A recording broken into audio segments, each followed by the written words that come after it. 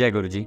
मेरा नाम है लकी और आप देख रहे हैं मेरे चैनल पर कुछ ऐसी कहानियों का एपिसोड नंबर 3, जस्सी मिट्ठू की लव स्टोरी। तो यार ये लव स्टोरी ना कोई नॉर्मल लव स्टोरी नहीं है। इसमें ना 2 कंट्रीज़ इन्वॉल्व हैं, इंडिया और कनाडा। इसमें 2 फैमिलीज जो इन्वॉल्व हैं, उसमें से एक फैमिली बहुत रिच फैमिली है और एक नॉर्मल एवरेज पुअर फैमिली। और ये जो स्टोरी है ना, ये एक तरीके से ना बिग लव स्टोरीज जैसे हीर रांझा, लैला मजनू या वीर ज़ारा मूवीज़ वगैरह में आपने भी देखा होगा, ये कुछ वैसी स्टोरी। 22-23 साल पुरानी स्टोरी है, ये रियल लाइफ इंसिडेंट पे बेस्ड है। तो चलिए देरी ना करते हुए शुरू करते हैं इस कहानी को। तो ये कहानी चालू होती है 1994 नवंबर। जगराव नाम का जो जगह है लुधियाना पंजाब में, वहाँ पे कमल चौक पे एक टेम्पो स्टैंड है, वहाँ से ये कहानी चालू होती है।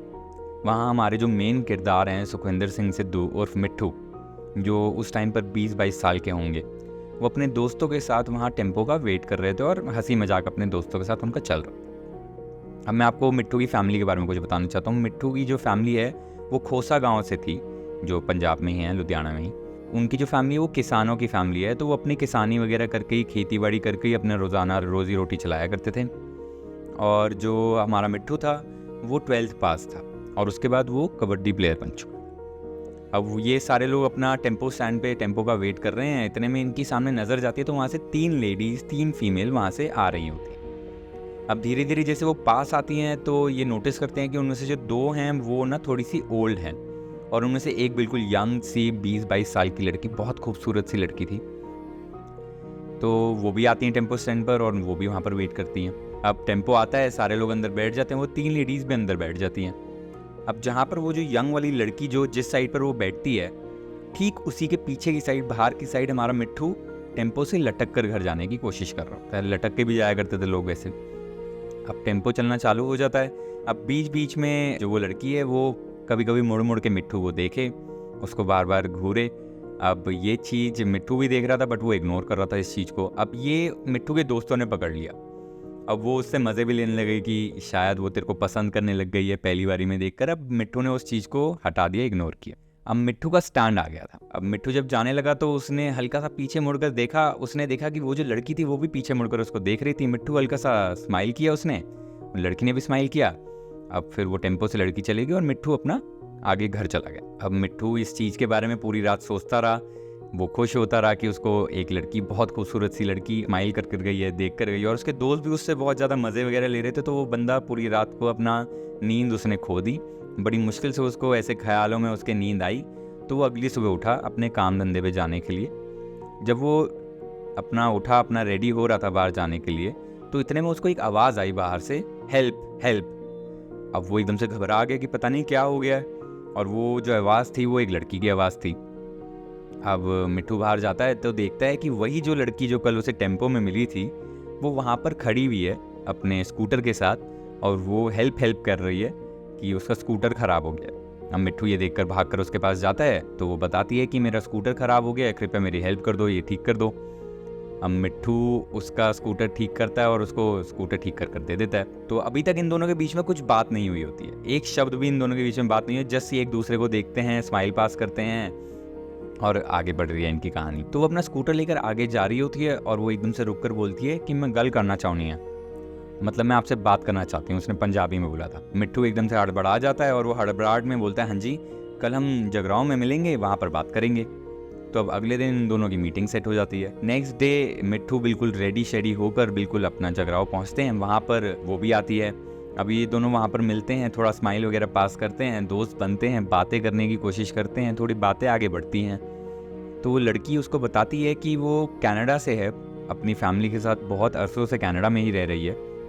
उसका नाम जसविंदर कौर सिद्धू है और उसको प्यार से सब जस्सी बुलाते हैं। अब वो अपनी नानी के घर, ननिहाल वालों के घर आई हुई है यहाँ पर। और उसने बताया कि उस दिन जो उसके साथ 2 लेडीज़ थी, उनमें से जो एक लेडी थी वो थी उसकी मदर मलकीत कौर सिद्धू, और जो दूसरी आंटी थी, वो जो लेडीज़ थी, वो उसकी मामी थी। अब इस मुलाकात के बाद ये बाद में मिलने की भी अपनी प्लानिंग वगैरह करते हैं और मिट्ठू घर आ जाता है। अब घर आके वो अपने दोस्तों के साथ ये बात शेयर करता है और जस्सी के बारे में और इन्फॉर्मेशन निकालने की कोशिश करता है। तो वो धीरे धीरे इन्फॉर्मेशन निकालने की कोशिश करता है। उसे पता लगता है कि जो जस्सी के ननिहाल वाले हैं, जो नानी वाली फैमिली है, वो वहाँ की बहुत बड़ी ज़मींदार है। मतलब इतने बड़े ज़मींदार कि उनकी इतनी बड़ी हवेली थी उस गाँव में कि उस हवेली का जो पीछे का जो दरवाज़ा था वो मिट्ठू के 2 कमरों के घर के वहाँ पर खुलता था।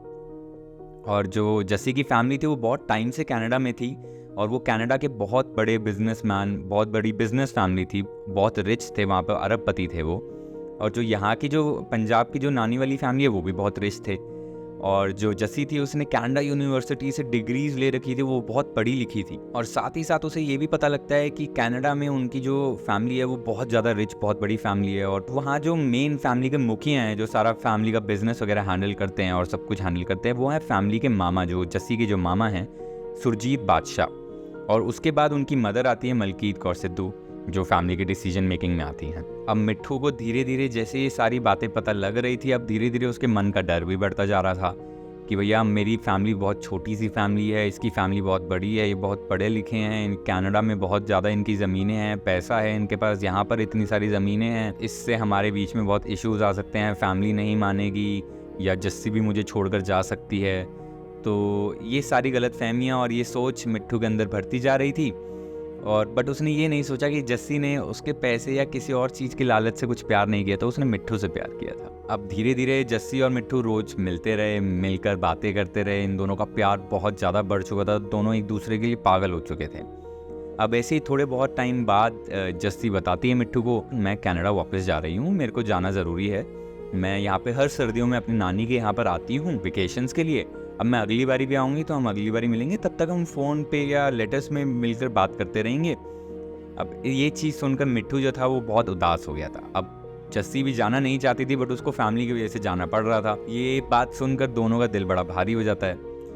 1-2 दिन बाद ही जस्सी क्या करती है, अपना जाने से पहले पहले वो अपना पासपोर्ट फाड़ देती है और वो फैमिली में बोलती है कि मेरा पासपोर्ट नहीं मिल रहा है, अब क्या करें। अब फैमिली के पास तो टिकट थी, उनका पासपोर्ट सब अवेलेबल था और जस्सी का अवेलेबल नहीं था। अब इस प्रॉब्लम के चलते उनकी फैमिली को जाना पड़ा वापस। अब वो फैमिली को दिक्कत परेशानी कोई थी नहीं कि जस्सी यहाँ रुक रही है, वो अपनी नानी की यहीं रुक रही है, उनको कोई परेशानी थी नहीं। तो जस्सी रुक गई और उसकी फैमिली जो थी वो कनाडा वापस चली गई।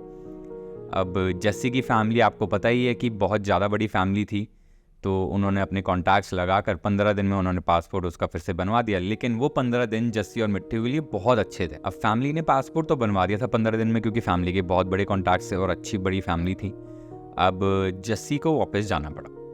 अब बहुत टाइम तक जस्सी ने बोला कि मैं थोड़े टाइम में जल्दी वापस आ जाऊंगी, बट बहुत टाइम तक जस्सी आती नहीं है। तो इन दोनों के बीच में वही लेटर्स में बात होती है, महीने में एक बारी फ़ोन पर बात हो जाती थी। अब इसी चीज़ को चलते चलते 4 साल हो चुके थे। 1999 में जस्सी पंजाब वापस आती है। अब जस्सी ने अभी तक अपनी फैमिली में किसी को भी नहीं बताया था मिट्ठू के बारे में, क्योंकि उसे भी पता था कि उसकी फैमिली इस चीज़ के लिए इनकार कर देगी, इस रिश्ते के लिए इनकार कर देगी और मे बी वो थोड़ी बहुत दिक्कत परेशानी करें या मिट्ठू को परेशान करें, तो इसलिए अभी तक उसने कुछ नहीं बताया। अब जस्सी की फैमिली में एक आंटी थी जो जस्सी जिससे बहुत ज़्यादा ही क्लोज थी। अब जस्सी ने अभी तक उन आंटी को भी इस रिलेशनशिप के बारे में नहीं बताया था, क्योंकि वो बहुत ज़्यादा डरी हुई थी और वो चाहते नहीं थे किसी को कुछ पता लगे और चीज़ें ख़राब हों। पर इस बारी जब फैमिली आई थी तो वो जस्सी की शादी करवाना चाहती थी। अब शादी के लिए जस्सी बहुत टाइम से मना कर रही थी कि उसको शादी नहीं करनी है, बट फैमिली के सामने किसकी ही चल पाती है। उसकी फैमिली ज़बरदस्ती कहीं पास वाले गाँव के किसी बड़े ज़मींदार के बेटे के साथ उसका रिश्ता तय कर दिया था। अब इस बारे में जस्सी और मिट्ठू बात करते हैं। अब यहाँ पर प्रॉब्लम में जस्सी फंसती जा रही है, तो उसको लगता है कि उसको किसी को तो बताना पड़ेगा ये। तो वो अपनी आंटी के साथ ये सारी अपनी लव स्टोरी शेयर करती है और उसके बाद ये लोग प्लानिंग करते हैं कि हम दोनों शादी कर लेंगे छुप कर और हम किसी को नहीं बताएंगे, और थोड़े टाइम बाद जब बात बाहर आ जाएगी तो मेरे घर वालों को तो एक्सेप्ट करनी ही पड़ेगी ये शादी, और फिर हम खुशी खुशी रहेंगे।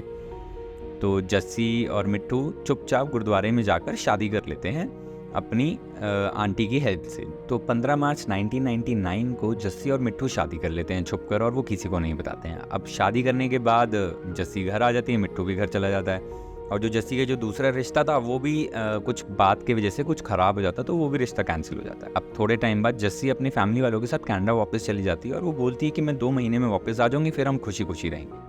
और वैसे ही ये लेटर्स पे और फ़ोन पे बात करने की कोशिश करते हैं। थोड़े महीने हो जाते हैं, जस्सी घर ही होती है, वो वापस नहीं आती है बहुत महीनों तक। अब ये 2000 का टाइम है, 2000 साल का। तो जस्सी के कोई रिलेटिव्स होते हैं फैमिली वाले, उनको मिट्ठू और जस्सी की शादी के बारे में पता लग जाता है और वो बता देते हैं जस्सी की फैमिली को कनाडा में। यहाँ से पूरी स्टोरी हो जाती है ख़राब। यहाँ से मिट्ठू पे प्रेशर पंजाब में, और जस्सी पे प्रेशर, कनाडा पे, दोनों पे प्रेशर बढ़ता जा रहा था। यहाँ मिट्ठू भी बहुत ज़्यादा दिक्कत में था, उसको सारे फैमिली वाले दबाव दे रहे थे कि ये रिश्ता ख़त्म करो, ये रिश्ता तोड़ो। मिट्ठू को यहाँ पर प्रॉपर्टी की लालच दी जा रही थी, पैसे की लालच दी जा रही थी कि मेरी बेटी का पीछा छोड़ दो या मेरी बेटी की ज़िंदगी से दूर चले जाओ। और वहीं जस्सी को वहाँ कनाडा में महंगी महंगी गाड़ियों का लालच, अच्छी अच्छी प्रॉपर्टी का लालच दिया जा रहा था। उसको बोला जा रहा था कि ये रिश्ता तोड़ो तुम अपनी तरफ से, बट दोनों के दोनों बिल्कुल ही अड़े हुए थे। वो दोनों नहीं चाहते थे एक दूसरे से अलग होना और दोनों बहुत ही बेहद प्यार करते थे एक दूसरे से। तो ये जो कहानी है ये थोड़े टाइम तक चलती रहती है। दोनों को एक दूसरे पे दबाव डालने के लिए बोला जाता है। मिट्ठू पर अलग से दबाव डलता है, मिट्ठू पे अलग अलग केसेस करने की कोशिश करी जाती है, उल्टे सीधे केसेस करे जाते हैं। थोड़े टाइम तक ये चलता है और दोनों अड़े रहते हैं। उसके बाद जस्सी की मदर बोलती है कि ठीक है बेटा, तू जैसा चाहेगी वैसा ही होगा, अब तूने जो गलती कर ली है अब उसको हमें अपनाना ही पड़ेगा, कोई दिक्कत वाली बात नहीं है। तुम ऐसा करो, मिट्ठू को बुला लो, कनाडा बुलाते हैं और तुम्हारी शादी वगैरह धूमधाम से करवाते हैं कि हमारी सोसाइटी में नाक भी बची रहे कि हमारी बेटी की शादी हमने खुद करवाई है, वैसा सोसाइटी में रिस्पेक्ट भी रहेगी। तो ये बात सुनकर जस्सी खुश हो जाती है और मिट्ठू को भी बता देती है। जस्सी इसी खुशी खुशी में घर पे ही अपना रह रही होती है आराम से। तो थोड़े ही दिन बाद जस्सी की मदर जो होती है वो उसके पास पेपर्स लेकर आती है साइन करवाने के लिए कि मिट्ठू को वीज़ा वगैरह कनाडा में जो हेल्प चाहिए होगा उसके रिलेटेड जो भी साइंस चाहिए होते हैं। अब जस्सी क्या करती है, उन पेपर्स को चेक करती है और उसमें मिट्ठू का नाम पढ़ती है तो वो कहती है ठीक है, वो सारे पेपर्स पे साइन कर देती है। अब उसके ही बाद पता लगता है कि पंजाब में मिट्ठू को जेल हो चुकी है, उसके ऊपर मुकदमा चालू हो चुका है, क्योंकि जो पेपर्स जस्सी की मम्मी ने उससे साइन करवाए थे उन पेपर में से एक पेपर ये था कि मिट्ठू ने मेरे से ज़बरदस्ती शादी करी है, बंदूक की नोक पे शादी करी है, मेरे को किडनैप करा गया है, ज़बरदस्ती मेरे से शादी करी गई है, मेरे को मारा पीटा गया और जैसे ही मुझे मौका मिला मैं कनाडा भाग कर आ गई।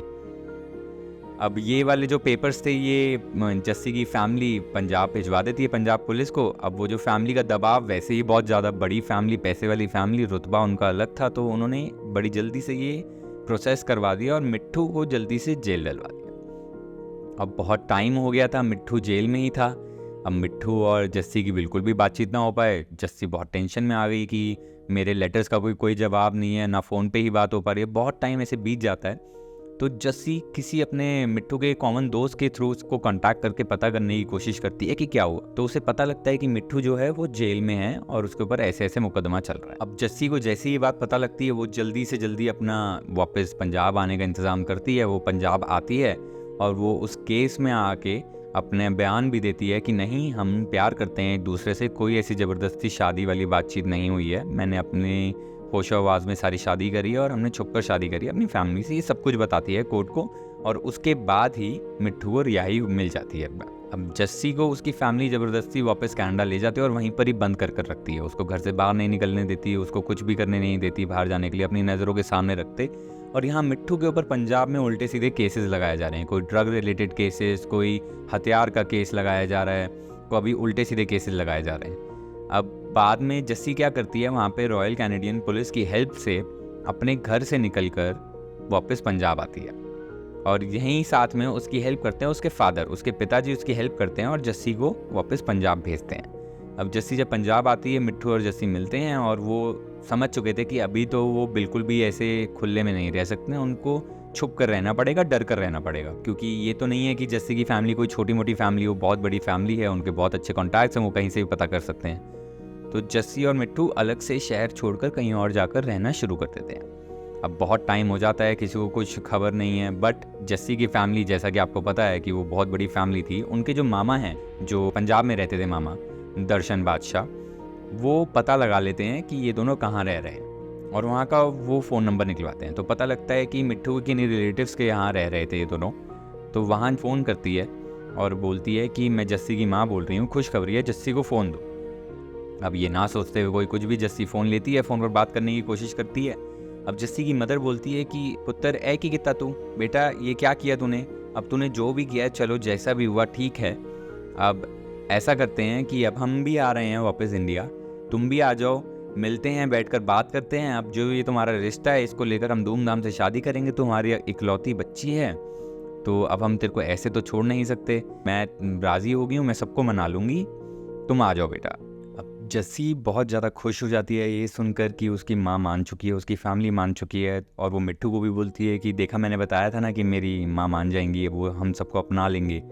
अब ये दोनों बहुत ज़्यादा खुश होते हैं, बट इनको ये पता नहीं होता है कि जस्सी की फैमिली कब आने वाली है। तो मिट्ठू की फैमिली डिसाइड करती है कि अब इनकी लव स्टोरी आगे बढ़ने वाली है, अब कोई दिक्कत परेशानी होगी नहीं, क्यों ना इस चीज़ को लेकर एक पार्टी करी जाए 12 जून को। बट उससे पहले की बात ये है कि जस्सी कहती है कि अब पार्टी तो डिसाइड हो गई है, अब मेरी फैमिली आ रही है, मैं भी थोड़ा अच्छा कुछ पहनना चाहती हूँ, थोड़ा शॉपिंग पर चलते हैं, हम भी थोड़ा घूम आएंगे, बहुत टाइम से हम छुप कर रह रहे हैं। अब मिट्ठू को भी इस चीज़ से कोई एतराज़ होता नहीं है, बट मिट्ठू की फैमिली ज़रूर बोलती है उनको कि आप ध्यान रखना अपना, थोड़ा जल्दी आना, अपना काम जल्दी निपटा कर आना। अब मिट्ठू और जस्सी चले जाते हैं मार्केट। अब थोड़ी देर हो जाती है, जो फैमिली है वो भी पार्टी की तैयारी में लग जाती है कि पार्टी आने वाली है, थोड़ा इधर उधर का सामान वगैरह लाना होगा। बट बहुत देर हो जाती है, अब फैमिली वाले घबराने लग जाते हैं कि भाई ये तो बहुत घंटों से गए हुए हैं, अभी तक वापस नहीं आए हैं। तो ये पूरी फैमिली अब बाहर जाकर ढूंढने की कोशिश करती है, तो इनको पता लगता है कि मिट्ठू आसपास के हॉस्पिटल में बहुत ही क्रिटिकल हालत में है और बेहोश है। उसको लोगों ने बहुत ज़्यादा मारा है और उसको कहीं नाले से उठा कर लेकर गए हैं हॉस्पिटल। अब वो जाती है, फैमिली वेट करती है मिट्ठू का कि मिट्ठू कब उठेगा। मिट्ठू जब उठता है थोड़ी देर बाद उसकी तबीयत वगैरह बहुत ज़्यादा ख़राब होती है, वो कोमा में चला गया होता है। मिट्ठू बताता है कि हम दोनों यहाँ से निकले, हम वहाँ पर गए, हमने मार्केट में थोड़ा सा चाय पी, और चाय पीने के बाद जस्सी जो थी वो अपना लिपस्टिक, झुमका वगैरह, इन सब की चूड़ियाँ वगैरह सब की शॉपिंग करने चली गई। हम ये सारा सामान लेकर वापस आ ही रहे थे कि अमरगढ़ के वहाँ पर सुनसान रास्ते पे कुछ लोग मिले वहाँ पर, और उन्होंने इनको रोकने की कोशिश करी। मिट्ठू को वहीं पर ही लगा कि कुछ दाल में गड़बड़ है, तो मिट्ठू रुका नहीं, मिट्ठू आगे जाने की कोशिश करने लगा। इतने में उनमें से एक बंदे ने सर पे खिंचा के रॉड मारी मिट्ठू के, और मिट्ठू बेहोश सा हो गया। उसको बहुत मारा मिट्ठू को, और उसको मरा हुआ समझकर नाले में फेंक कर जस्सी को लेकर चले गए। अब ये सारी चीज़ पता लगने के बाद जो फैमिली थी और मिट्ठू थे, ये मिलकर जल्दी से पुलिस में एक केस रजिस्टर करते हैं, और जो पुलिस है इस पे एक्शन लेना शुरू करती है, उन लोगों को ढूंढने की कोशिश करती है। पुलिस अब अपनी तहकीकात चालू करती है। 9 जून को गाँव का खोसा करके जगह है वहाँ पर, उसी के 45 किलोमीटर्स की रेंज के वहाँ पे एक नहर के पास जस्सी की डेड बॉडी मिलती है, जिसका गला काट दिया गया होता है, और उसके शरीर पर भी बहुत ज़्यादा काटे वट पड़े होते हैं, बहुत ज़्यादा उसको तड़पाया गया है जैसे मारने से पहले। ये चीज़ को लेकर पुलिस तहकीकात अपनी चालू करती है, क्योंकि जस्सी की डेड बॉडी मिल चुकी है। अब यहाँ पर पुलिस पे बहुत ज़्यादा प्रेशर है, क्योंकि जस्सी जो है वो खाली इंडियन रेजिडेंट में नहीं काउंट हो, क्योंकि वो कैनेडियन रेजिडेंट भी थी और वो फॉरेन एक तरीके से रेजिडेंट होगी। तो फॉरेन रेजिडेंट का यहाँ पर मर्डर हो जाना वॉज अ बिग थिंग, बहुत बड़ी चीज़ थी वो। तो उस चीज़ के ऊपर पुलिस के ऊपर बहुत ज़्यादा प्रेशर था,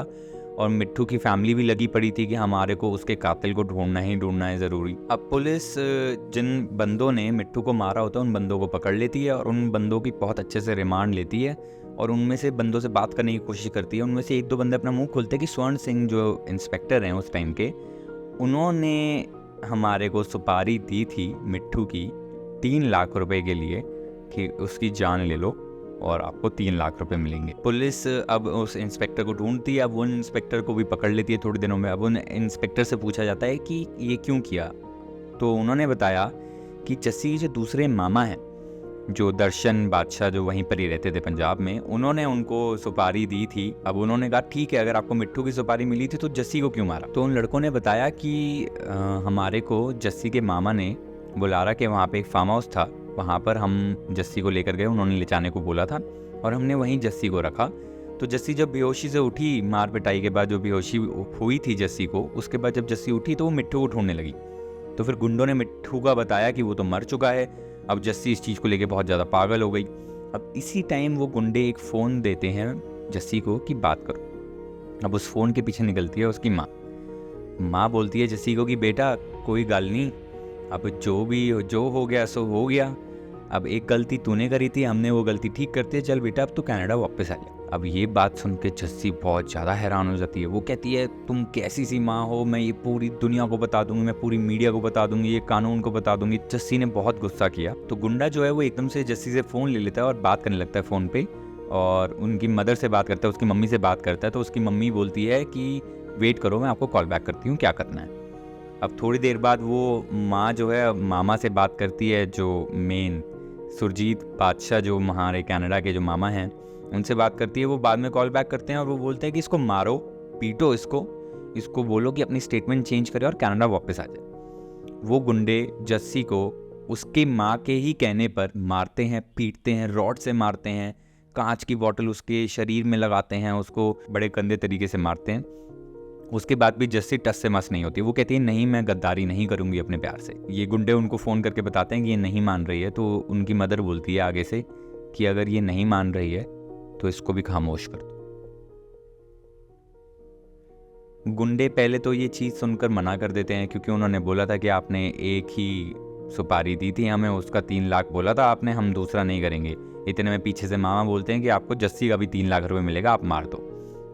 उसके बाद गुंडे और उसको मारते हैं, जस्सी को डंडा वगैरह मारते हैं, उसका गला काट कर पास वाली नहर में जाकर फेंक देते हैं। अब इसी केस को लेकर मामा जो थे, दर्शन मामा पंजाब वाले, वो और 12 लोगों को साथ में और अरेस्ट किया गया, उस पुलिस वाले को मिलाकर भी, और वो जो कॉन्ट्रैक्टर था जिसने किलिंग का कॉन्ट्रैक्ट लिया था, सुपारी ली थी, उसको भी। अब जो मामा हैं उन पर भी केस चलता है, लेकिन वो तो अभी कनाडा में होते हैं। अब ये जो कहानी थी, इसके जो पहलू थे वो 2 तरफ थे। इसका केस इंडिया में भी चला और इसका केस कनाडा में भी चला। मैं आपको इंडिया के केस के बारे में बताना चाहता हूँ। अब इंडिया में जब इसकी सुनवाई चल रही थी तो पता लगा कि जो जस्सी के मामा थे और उनकी जो मदर थी, उन्होंने बात करी और वो जस्सी वापस नहीं आ रही थी। उन्होंने डिसाइड किया कि वो वापस नहीं आ रही है, पर अगर मिट्ठू मर गया तो उसके पास कोई रास्ता नहीं बचेगा, उसे वापस आना पड़ेगा, तो वो ज़रूर वापस आ जाएगी। तो ही जाकर उन्होंने इसलिए मिट्ठू की उन्होंने सुपारी दी थी 3 लाख रुपए के लिए। अब 21 अक्टूबर 2005 को सुनवाई हो रही होती है और इन पर केस चल रहा होता है। तकरीबन जो 11 लोग अरेस्ट हुए थे, जिसमें से दर्शन मामा और अनिल जो कॉन्ट्रैक्टर थे वो, और स्वर्ण सिंह जो थे वो भी इन्वॉल्व थे। अब इसके बाद धीरे धीरे लोग पिटीशन डालते हैं, आगे बढ़ते हैं केस को लेकर। तो इन सब में से जो छोटे मोटे अपराधी थे सबको रिहा कर दिया जाता है, और इनमें से 3 लोगों को, दर्शन मामा, अनिल और स्वर्ण सिंह को उम्र कैद की सज़ा मिलती है। इसके बाद भी जो दर्शन मामा है वो अपनी पिटीशन डालते हैं ऊपर सुप्रीम कोर्ट में, और उनकी पिटीशन जो है वो एक्सेप्ट हो जाती है, और दर्शन जो मामा है उनको बरी कर दिया जाता है। और जो केस चल रहा होता है उम्र कैद का, वो स्वर्ण सिंह और अनिल जो कॉन्ट्रैक्टर है उनके ऊपर चल रहा होता है। अब इस बीच में मिट्ठू जो है वो हॉस्पिटल में होता है। उसकी तबीयत बहुत ज़्यादा ख़राब होती है, हालत बहुत ख़राब होती है, वो बहुत टाइम तक हॉस्पिटल में रहता है। जब वो ठीक होकर बाहर निकलता है तो उसके ऊपर अलग अलग केसेस लगाए जाते हैं बार बार। कभी कोई फायर आर्म्स का केस लगाया जाता है, कभी कोई ड्रग्स का केस लगाया जाता है, कभी कोई केस लगाया जाता है, ताकि उसके ऊपर कुछ प्रेशर बिल्ड किया जाए, ताकि वो ये केस ड्रॉप कर दे। क्योंकि अब जस्सी तो बची नहीं, अब वो चाहते थे कि मिट्ठू अपना मुंह बंद कर ले, और उनको लगा था कि मिट्ठू मर जाएगा, बट मिट्ठू मरा नहीं था।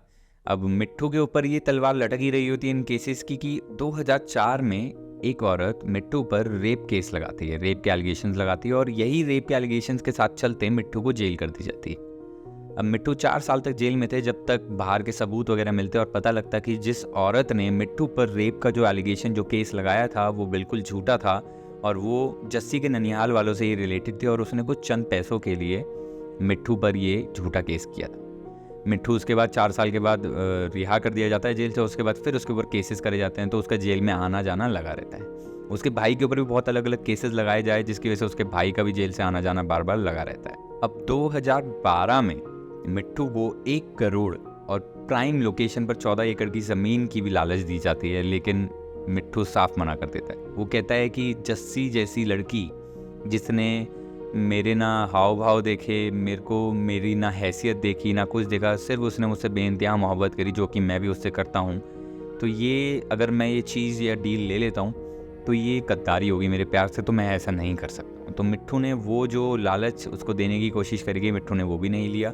उसके बाद भी उसके ऊपर अभी भी बहुत ज़्यादा झूठे झूठे केसेस लगाए जाते हैं। अभी द ट्रिब्यून इंडिया के हिसाब से देखा जाए तो मिट्ठू अभी भी एक्चुअली में जेल में है। उसके ऊपर कुछ ट्रक पेडलिंग का केस लगाया गया था बीच में, जिसकी सुनवाई के चलते मिट्ठू को सेंट्रल जेल ऑफ लुधियाना में ही डाला रखा है अभी भी। अब मैं आपको कनाडा में क्या चल रहा था इस केस को लेकर, उसके बारे में बताना चाहता हूँ। कनाडा में जस्सी की माँ मलकीत कौर सिद्धू और जो उनके मामा हैं सुरजीत बादशाह, उनके ऊपर केस चल रहा होता है, और पंजाब पुलिस उनको बुलाने की कोशिश करती है यहाँ पर, और कनाडा का केस वहाँ पर उन टाइम पर उस पर चल रहा होता है। उसके बाद 9 मई 2014 में ग्रेगरी फिच जो है हाई कोर्ट के जो हमारे जज थे, उन्होंने केस पास कर दिया ये बोलकर कि इनको इंडिया जाना ही पड़ेगा, जो इन्होंने गुनाह किया इसकी सज़ा इनको मिलनी ही चाहिए। उसके बाद पंजाब पुलिस जो है वो आने ही वाली होती है वापस। 3 पंजाब पुलिस ऑफिसर्स जो हैं वो कनाडा इनको लेने जाते हैं, लेकिन उसी के चलते उनकी माँ और मामा जो हैं वो एक और पिटीशन फाइल करते हैं सुप्रीम कोर्ट में, और सुप्रीम कोर्ट इनको रोक देती है। तो जो पुलिस वाले होते हैं उनको खाली हाथ वापस आना पड़ता है, कि सुप्रीम कोर्ट भी माँ और मामा को इंडिया जाने का आदेश दे देते हैं। वो बोलते हैं कि आपका इस केस से रिलेशन है, आपको जाना ही पड़ेगा। उसके बाद उनके जो माँ हैं और मामा जो हैं उनको दिल्ली एयरपोर्ट लाया जाता है और वहीं से उनको अरेस्ट करके पंजाब ले जाया जाता है। पंजाब में उनको अगले ही दिन कोर्ट में पेशी करी जाती है और उसके बाद उनको 4 दिन के लिए पुलिस को रिमांड रूम में लिया जाता है। अब पंजाब पुलिस केस प्रेजेंट करते टाइम 23 लोग गवाही और साथ ही साथ उनकी फ़ोन डिटेल्स, कॉल डिटेल्स जो मामा ने उस इन गुंडों से बात करी थी मर्डर तक के दिन की और मर्डर से पहले तक की 286 मिनट्स की जो कॉल्स की डिटेल्स थी वो उनके बीच में बात हुई थी गुंडों के साथ इस मर्डर को लेकर, वो भी प्रेजेंट करती है।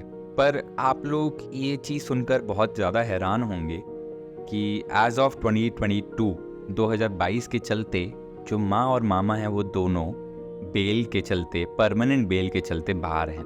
वो दोनों खुले में घूम रहे हैं और जो 2 लवर्स थे उनमें से एक जो है वो मर चुके हैं और एक जो हैं वो अभी भी जेल में सज़ा काट रहे हैं। अगर आपको ये कहानी पसंद आई हो तो कृपया इस वीडियो को लाइक करें, अपने व्यूज़ कमेंट करें और अगर आप चाहते हैं कि आपकी कोई कहानी है जो मैं आपको सुनाऊं और लोगों के साथ शेयर करूं तो कृपया जो नीचे दी हुई मेल आईडी है उस पर ज़रूर अपनी कहानी भेजें और आगे मेरे को ऐसे ही सपोर्ट करें ताकि मैं आपके लिए और अच्छी अच्छी कहानियाँ लाता रहूं। जय गुरु जी।